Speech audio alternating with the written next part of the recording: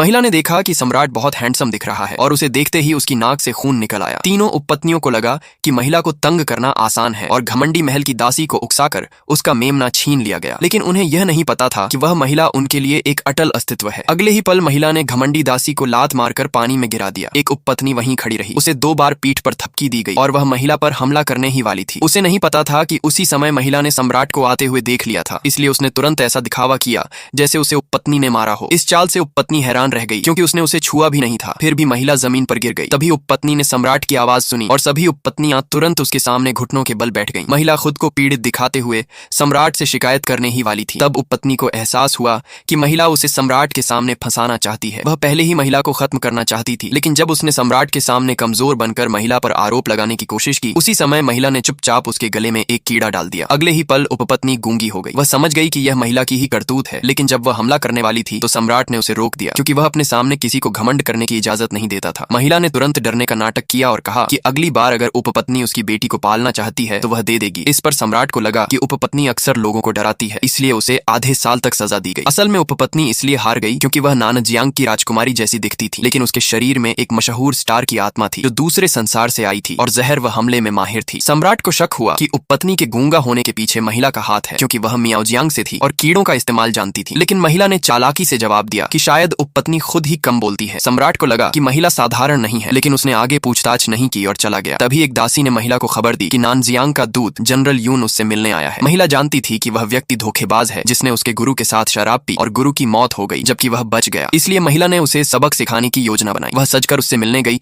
और साथ ही सम्राट के शयन कक्ष के बाहर एक पत्र रखवा दिया ताकि सम्राट उसे देखे और पीछे आए।